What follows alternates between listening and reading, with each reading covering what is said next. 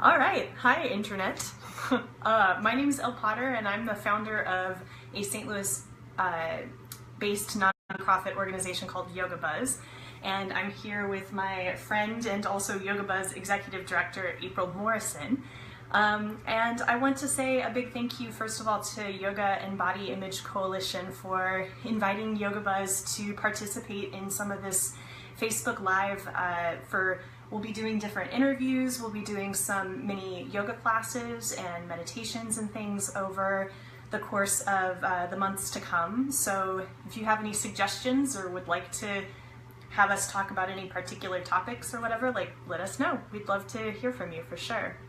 A little bit about Yoga Buzz, just to give you kind of some context. We're a little over 3 years old. We started by hosting pop-up events in St. Louis, so like yoga and beer, or we do yoga under the stars at the planetarium.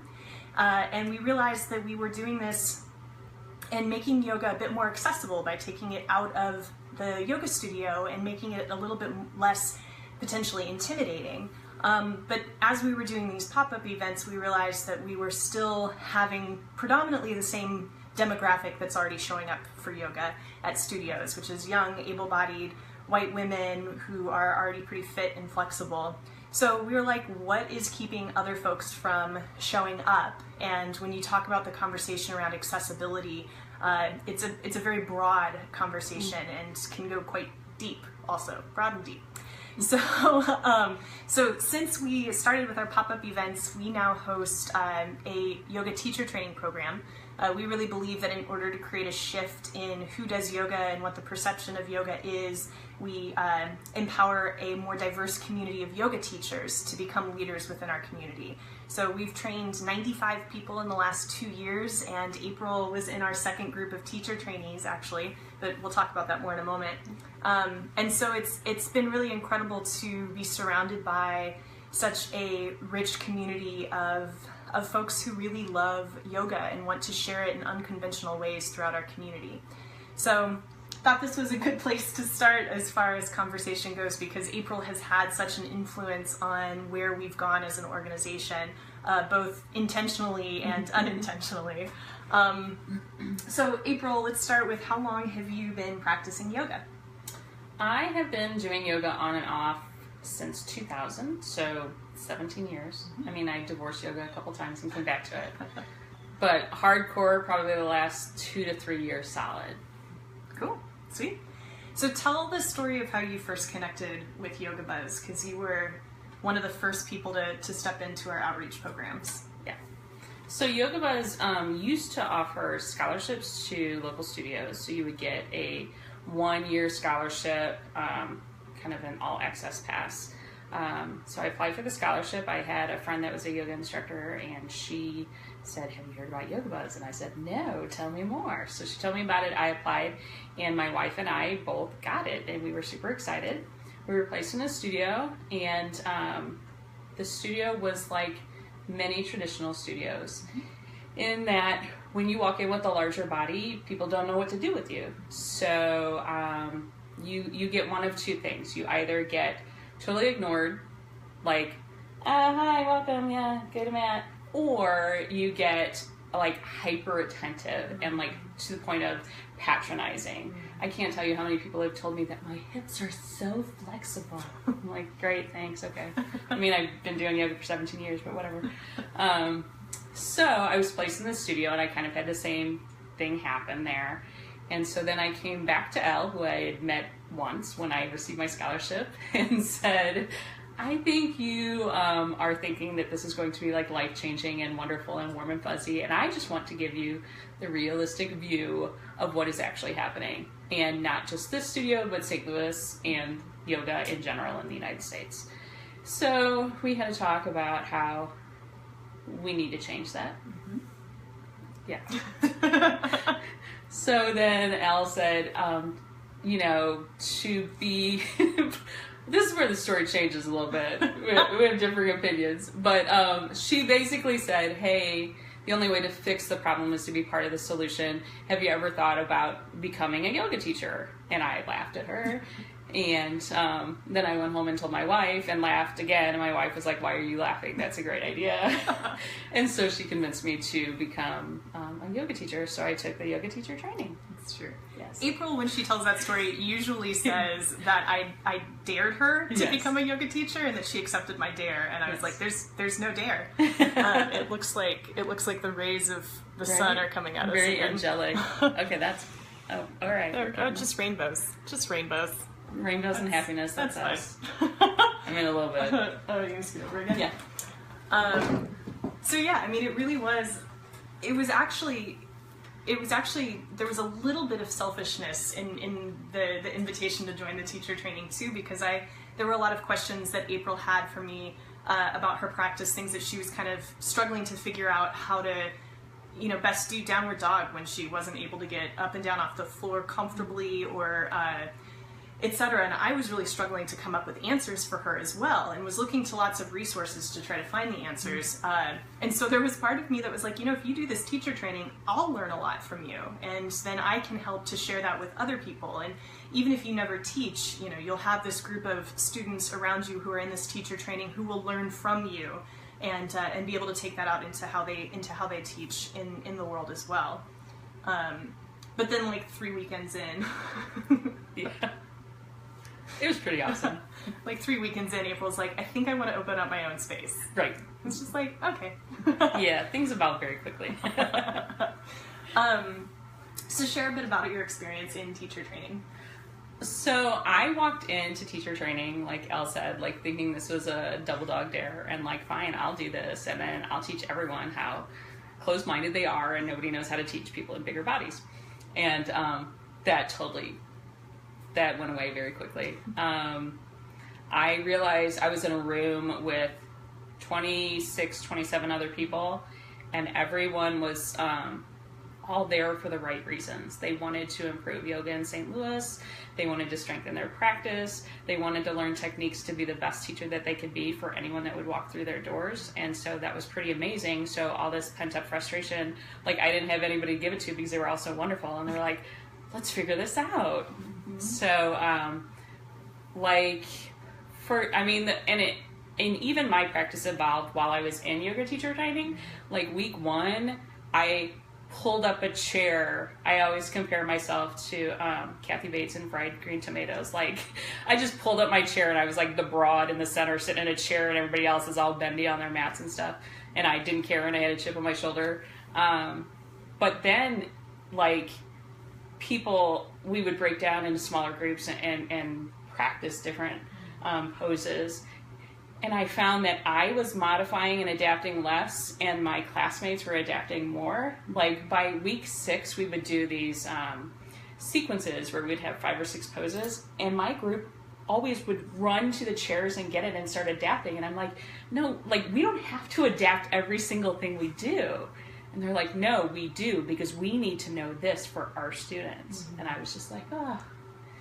And I think for me, the biggest kind of aha moment I had was like, I felt like I was becoming stronger and more confident to become a yoga teacher. But I was in my small group having a discussion with my leader, Amber, and I always talked about everyone got so nervous. What do you do when somebody differently abled, or larger body walks into your studio? How can you give them their fullest practice? And I said, well, I have the opposite problem. What do I do if an able-bodied person comes into my studio to a chair class? How do I give them the fullest practice? And I remember Amber saying, "Why wouldn't that be the fullest practice? How could they not get a full practice with a chair?" And I'm like, oh my gosh, right? Right. So then like everything switched in my head and switched in everybody else's head, and it was just amazing. And now I have an amazing team of wonderful, inclusive instructors that I lean on, and it's wonderful. Yeah, I think that, and when you reflected that observation to me too, like the idea that we have this bias, this inherent perspective that chair yoga is less than, right? And it's like, no. And I think that that's when I've taken your chair classes, and April now like comes to our teacher training and shares about her experience and ways to adapt the practice using the chair, and it's like, we do these chair classes that are really challenging, and people are like, "Why am I sweating and shaking in a chair?" It's like it can be a full spectrum experience as well. Yeah. So what advice do you have for yoga students who don't feel like they're getting their needs met when they're walking into a conventional yoga setting? I think I always hear people say, if you're not getting what you want out of a class, then fire your teacher. You know, like, you're not committed, even if you buy a membership or whatever. There's ways around that, but if you're not getting what you need, you don't have to be there. And you can do things while you're there to make sure, like, I can be a little judgy. So I have been known to walk out of a class or two because it wasn't fulfilling my needs. But I could also, in retrospect, have been like, okay, I'm in charge of my mat. I'm in charge of my body. I'm going to adapt this to what's going to work for me. I feel like the instructor, even with me being an instructor, like, they're giving you suggestions, but you know what works for your body. So do it and hold strong to it. I've talked to many teachers who try to do assist on me. I'm like, no, thank you. No, really, no, thank you. You know, so just as a student, I would say be your own advocate. So recognize that you are in charge of your body and your mat, so you're the teacher in your land. They're giving you cues, but if it doesn't work, don't do it. If it hurts, don't do it. And what advice do you have for teachers to create a more inclusive, let me be more specific, what, like, one or two little nuggets of wisdom Yes. do you have for teachers to be more inclusive in their studio settings or in their public classes? Well, I could talk all day. That's why I was this. like, let me be clear. Right, Let's right. say one or two things. I mean, in a magical world, every studio would have chairs. That would be amazing, but sometimes that doesn't happen. I always tell instructors, you don't have to have all the answers. Mm-hmm.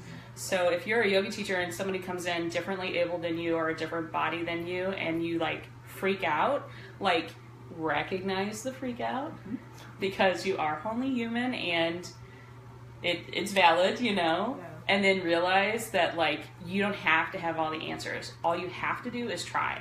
So for me, if I have a class of 20 people and they're all different abilities, different needs, I can't go and do an individual class for each one, or it's going to take 4 hours. Mm-hmm. So I like to do, like, 3 examples when I'm doing poses. So, like step 1, let's do it like this. If your body doesn't like it, try step 2. If you're, you know, so sometimes I'll say what the traditional pose is, then I will show how to do it using the chair for support, so just using the back of it as kind of bracing yourself for stability. And then step 3 would be sitting on the chair and doing that.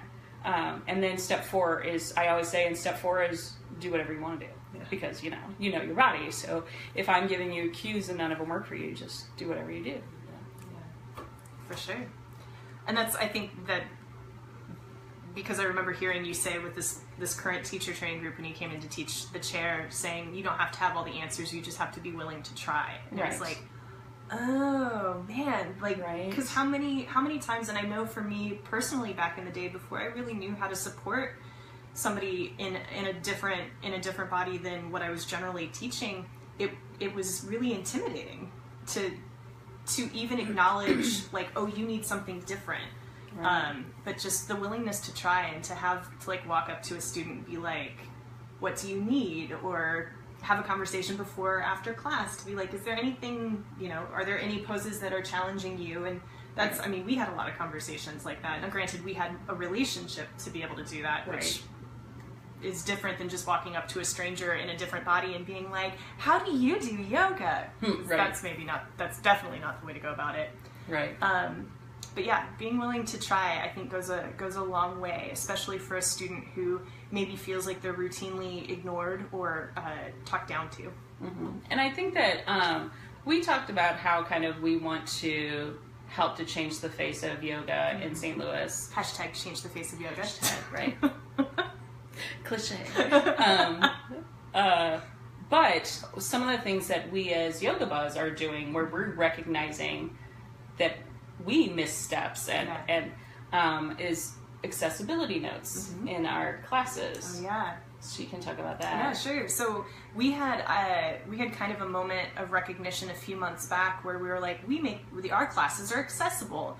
But then, like I mentioned, when you talk about accessibility, that's a really broad term, and there's a lot of times when yoga teachers latch on to a buzzword to throw out because they're trying to like jump on the bandwagon. And so it was like, well, what does accessible actually mean? Because there are yoga classes that we teach that are taught from simple to complex and giving lots of options for different expressions in the pose, but there may be a flight of stairs to get there. So it's accessible in one way, but not accessible in another. Right. So what we've actually started doing is we have accessibility notes for each of our events that we host. And so it's like, accessibility notes. This place is ADA compliant. It's on the 3rd floor, but there's an elevator, or it's on the 2nd floor, but there's stairs, or, you know, there will be chairs available, or, you know, even other accessibility, trauma, anxiety. So we'll say there are no hands-on assists.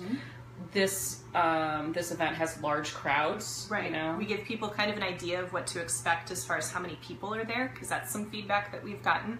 Because sometimes we have events with 200 people, and that's not going to necessarily serve one person's needs. But if you know that there's going to potentially be that many, that can be helpful in your decision making. And then we also put a call out that's like, if you require something very specific, or if you need like one-on-one attention, like let us know in advance, and we'll do what we can to bring somebody in to support you in the practice. Or sign language interpreting is something that we've done at our events in the past. And so that has been a really cool way to be more specific about what it is that we're trying to achieve. And then April also invented something we call chairterpretation, where you chairterpret the yoga class. We had a big outdoor series this summer, and either April or myself would be on the stage with the teacher who is leading the class, and then there'd be a person using the chair to chairterpret the poses. And we had a few people who used the chairs. We had probably over like 1,500 people who did yoga with us through the summer. But for us, it was really the importance of visibility, that there's a way to practice using a chair.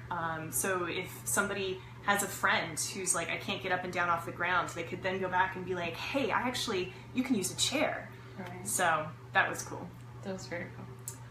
Because we want to make accessible yoga be no big deal. Because right now, I think in the extremes of either ignoring or patronizing, I think sometimes it leans towards patronizing, like everybody's going to be accessible and it's going to be great, and we're going to have banners saying, okay, but like let's make it no big deal. Let's make yoga for everybody and give everyone the tools that they need, or as many tools as we can provide, and then just make it no big deal. Yeah.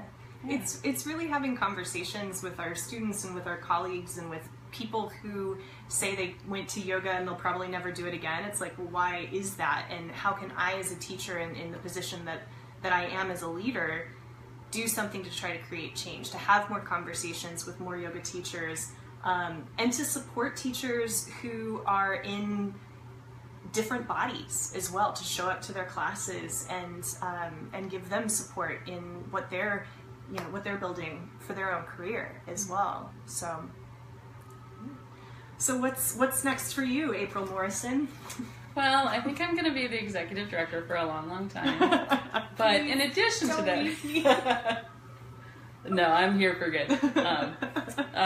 But in addition to that, because of this journey that I have been on, it is very important to me that I would like to open my own space eventually. My wife and I are both visual artists in the St. Louis area also, and we feel like there's a lot of voids in the yoga community and in the art community, so we want to do something that will kind of help fill those voids as well. So my long range plan is to get a brick and mortar building and bring to life Ellipsis Studio. And our purpose at Ellipsis is to fill the voids in the yoga and art community. So what is a yoga studio? But it's like 4 bare walls. So great spot for art. Obviously. There's a lot of underrepresented artists in St. Louis that need opportunities to show their work. So to have an art gallery and then to have yoga classes in the art gallery. And every yoga class, a chair is available for every student. So that adaption and accessibility is no big deal. So we just ask our instructors, talking you don't have to have all the answers. You just have to try. So you just have to be willing, whatever class you want to offer, that you have to be able to adapt it to a chair or a wall or whatever is available to you, or whatever the needs are of the students that are coming. And kind of one of the voids in the St. Louis yoga community is classes for people where they see instructors that look like them. Yeah. So yoga for women of color, yoga for queer and trans yoga, yoga for activists. We want to have all sorts of classes like that available. Yeah.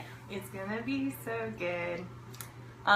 Sweet. Well, thank you for coming from that part of the office to this part of the office to chat with me today. Having me in the north wing of the office. You can follow Yoga Buzz on the internets at Yoga Buzz. Yogabuzz.org is our website. Today's Giving Tuesday, so if you want to support our mission, you can either donate on our Facebook page, or we're also doing a bonfire campaign. We're selling some limited edition t-shirts and tanks and long sleeve shirts in sizes XS to 3XL, so feel free to grab one of these awesome shirts that I totally designed. No big deal. They're really cool. It has a whole yoga class on it. It does. It's true. Yeah. And then, like I said, if you have any questions or thoughts, or would like to see any other topics discussed with anybody in our community, or any certain yoga classes that you'd like to see, I'm really looking forward to plugging in our Yoga Buzz community to share some of the really awesome stuff that's happening in St. Louis with the world of the Yoga and Body Image Coalition. So thanks to Melanie Klein for inviting us to do this, and to Dylan and Natalie for their help as well. And I'm going to now awkwardly reach up to my phone to turn off the camera. I'll do it too, so it's less awkward. All right. Thanks, everybody. Thanks.